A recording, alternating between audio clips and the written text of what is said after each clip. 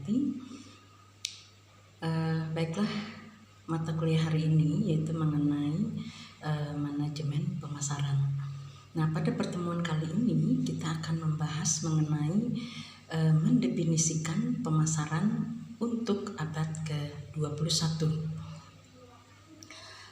Ruang lingkup dari pemasaran, jadi di sini ada beberapa ya ruang lingkupnya, mencakup definisi pemasaran. Apa sih pemasaran itu? Nah, jadi fungsi organisasi dan serangkaian proses untuk menciptakan, mengkomunikasikan, dan memberi nilai kepada pelanggan, dan untuk mengelola hubungan pelanggan dengan cara menguntungkan organisasi dan pemangku kepentingan. Nah, lalu definisi manajemen pemasaran itu sendiri yaitu seni dan ilmu memilih pasar, sasaran dan meraih, juga mempertahankan serta menumbuhkan pelanggan dengan cara menciptakan, kemudian juga menghantarkan dan mengkomunikasikan nilai pelanggan yang unggul.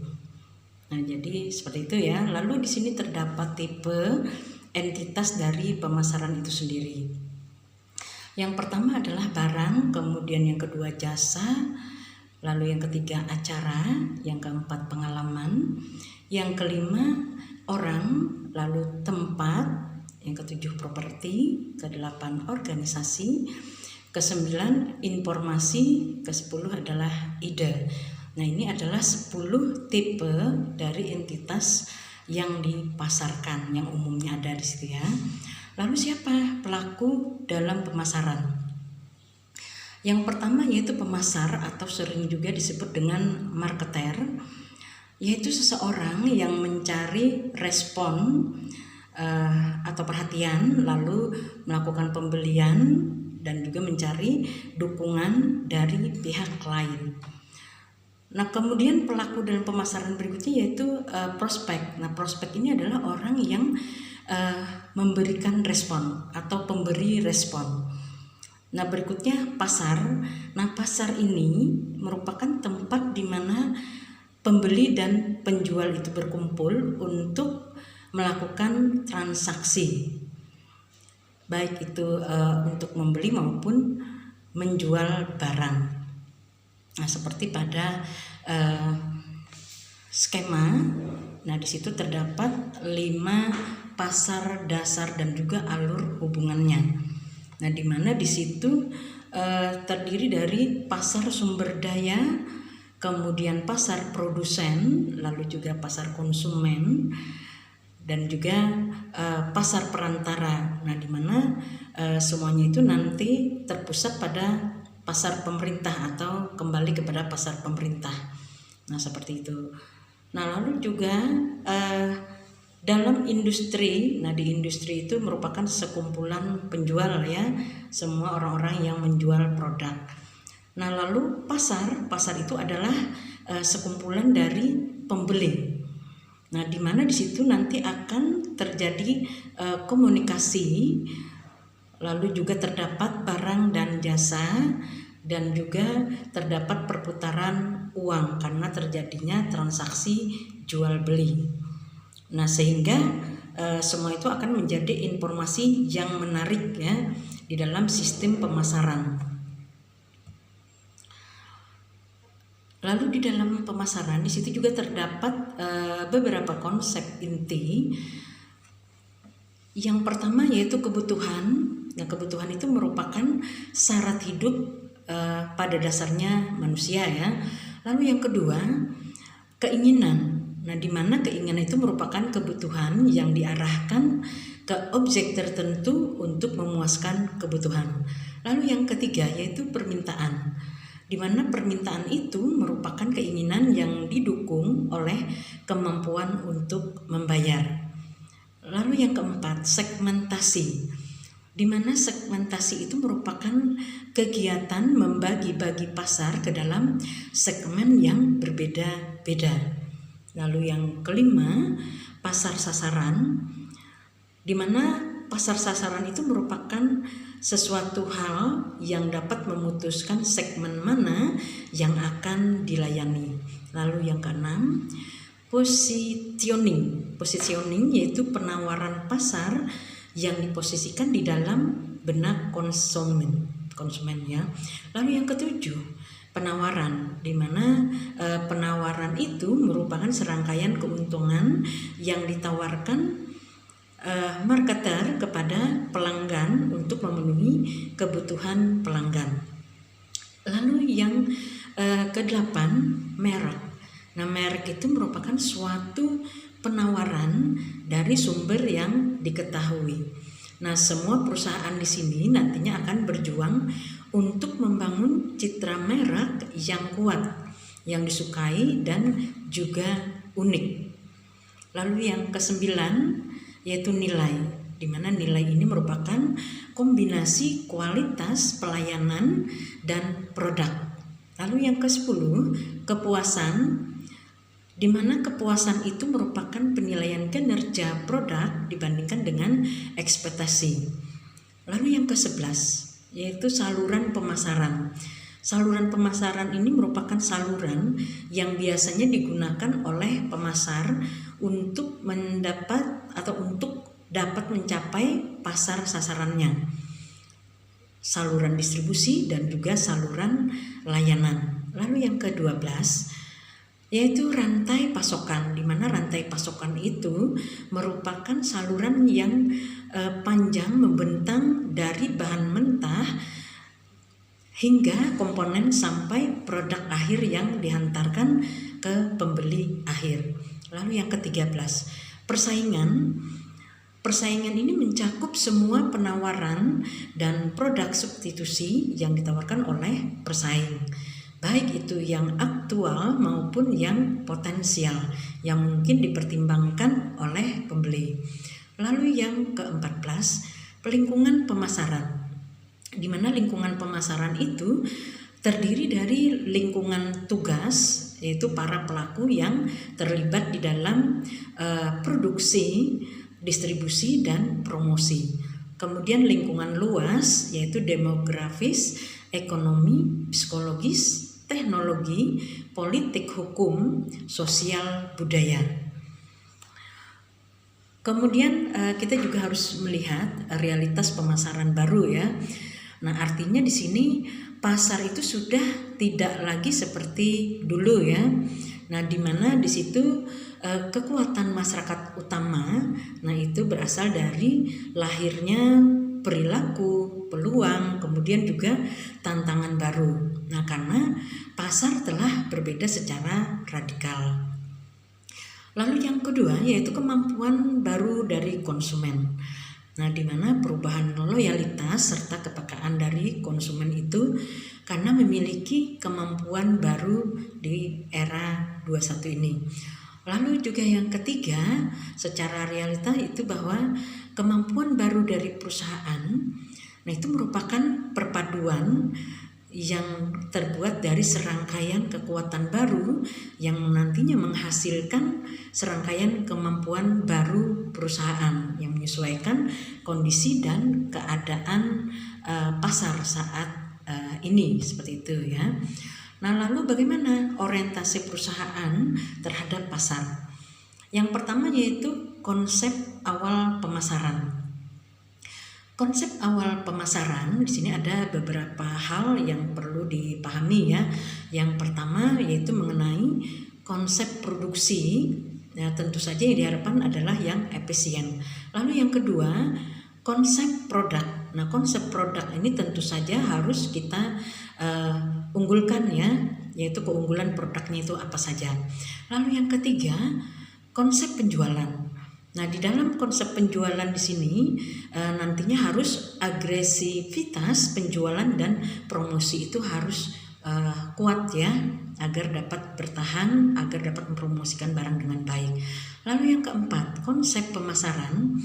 Biasanya konsep pemasaran itu akan berorientasi pada pasar yang terjadi saat ini. Kemudian yang kelima, konsep pemasaran holistik. Di mana di sini diharapkan bisa dilakukan secara perspektif dan integrasi. Nah, pemasaran holistik di sini seperti yang terlihat pada gambar ya, dan di situ banyak sekali alurnya. Nah, artinya di situ departemen pemasaran. Nah, di sini ada pemasaran internal, kemudian juga ada pemasaran terintegrasi, lalu juga dari pemasaran internal dan pemasaran integrasi. Nah, itu akan terfokus pada pemasaran holistik. Nah, di mana pemasaran holistik ini nantinya akan tergantung dari pemasaran kinerjanya. Nah, termasuk juga di sini pemasaran hubungan. Nah, pemasaran internal di sini tentu ada departemen pemasarannya, kemudian juga terdapat manajer senior dan juga departemen lainnya. Nah, sedangkan untuk pemasaran terintegrasi, nah di situ yang diharapkan akan terjadi komunikasi, lalu juga produk dan jasanya jelas dan salurannya juga ada ya. Nah, berikutnya pemasaran kinerja. Di dalam pemasaran kinerja di situ akan terdapat pendapatan penjualan, lalu juga ekuitas pelanggan dan merek. Nah, selain itu juga terdapat etika di dalam pemasaran. Nah, lingkungan juga mempengaruhi dalam pemasaran kinerja. Tentu saja harus berdasarkan hukum yang berlaku, dan juga di sini terdapat komunitas-komunitas dari pemasaran kinerja. Nah, berikutnya pemasaran hubungan. Nah, pemasaran hubungan di sini tentu saja nantinya akan berhubungan dengan pelanggan, lalu juga terdapat saluran-salurannya. Nah, selain itu juga nanti akan terdapat mitra kerjanya. Nah, di sini terdapat komponen 4P dari bauran pemasaran. Apa sih bauran pemasaran? Nah, jadi di dalam bauran pemasaran 4P-nya itu adalah produk. Yang pertama produk, di mana produk itu merupakan ragam produksi, kualitas, desain, kemudian juga fitur, nama merek, kemasan, ukuran, layanan, jaminan, terus ada pengembalian. Nah, itu yang berhubungan dengan produk, itu P yang pertama. Lalu bauran pemasaran P yang kedua yaitu harga. Nah, di mana harga itu harus terdaftar, artinya jangan berubah-ubah ya. Nah, lalu diskon. Nah, ini juga sangat berpengaruh. Kemudian potongan harga, juga periode pembayaran. Nah, ini harus diperketat ya, supaya tidak terjadi tumpukan hutang yang bertumpuk. Lalu syarat kredit. Syarat kredit juga harus jelas. Bauran pemasaran yang keempat, ketiga ya, P yang ketiga yaitu promosi. Karena di dalam sebuah usaha itu promosi memang sangat diperlukan.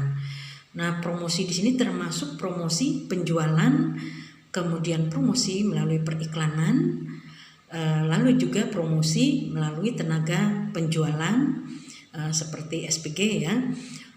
Kemudian juga hubungan masyarakat. Nah, itu bisa dijadikan promosi. Lalu juga pemasaran yang dilakukan secara langsung. Nah, ini adalah hal-hal yang berhubungan dengan promosi. Lalu P yang keempat yaitu tempat. Nah, tempat juga sangat menentukan ya dari sebuah pemasaran produk. Saluran juga termasuk menentukan tempat. Kemudian juga cakupan wilayah yang tercakup di dalam pemasaran tersebut. Lalu juga pilihan lokasi. Nah, itu harus tepat. Artinya tempat ini harus strategis. Lalu persediaan. Nah, persediaan juga berhubungan dengan tempat, karena persediaan yang letaknya jauh dari pemasaran, nah itu akan kesulitan dalam membagi barangnya ya, untuk menyampaikan ke pembeli. Lalu juga transportasi. Nah, ini juga sangat berhubungan erat dengan tempat ya. Nah, artinya sebisa mungkin tempat itu jangan terlalu jauh posisinya dari pembeli ya. Nah, seperti itu. Itu adalah bauran dari pemasaran. Kemudian tugas manajemen pemasaran di sini ada beberapa tugas ya. Tugas yang pertama yaitu mengembangkan strategi dan rencana pemasaran. Lalu yang kedua yaitu menangkap pemahaman atau gagasan dari pemasaran itu sendiri. Yang ketiga, berhubungan dengan pelanggan. Yang keempat, membangun merek yang kuat. Yang kelima, membentuk penawaran pasar. Yang keenam, menghantarkan nilai. Yang ketujuh, mengkomunikasikan nilai. Yang kedelapan, menciptakan pertumbuhan jangka panjang. Kebenaran dan kesalahan di dalam pemasaran. Nah, jadi ada beberapa item ya. Nah, di mana di sini terdapat 10 pemasaran yang mematikan. Nah, jadi yang pertama yaitu perusahaan tidak terfokus pada pasar dan tidak digerakkan oleh pelanggan pada tingkat yang memadai. Nah, lalu yang kedua, perusahaan tidak sepenuhnya memahami pelanggan sasarannya. Yang ketiga, perusahaan perlu menentukan dan memantau pesaingnya dengan lebih baik. Yang keempat, perusahaan belum mengelola hubungan dengan pemangku kepentingan atau stakeholdernya secara benar. Yang kelima, yaitu perusahaan kurang lihai dalam menemukan peluang-peluang baru. Lalu yang keenam, yaitu rencana pemasaran dan proses perencanaan perusahaan buruk. Yang ketujuh, yaitu kebijakan produk dan jasa perusahaan memerlukan pengetatan. Yang kedelapan, keahlian komunikasi dan pembangunan merek perusahaan lemah. Yang kesembilan, perusahaan tidak terorganisasi dengan baik untuk menjalankan pemasaran secara efektif dan efisien. Kesepuluh, perusahaan tidak memaksimalkan permintaan atau permanfaatan dari teknologi. Nah, itu adalah 10 pemasaran yang mematikan. Lalu juga di sini terdapat 10 pemasaran. Terima kasih sudah mengikuti perkuliahan. Wassalamualaikum warahmatullahi wabarakatuh. Semoga selalu diberi kesehatan.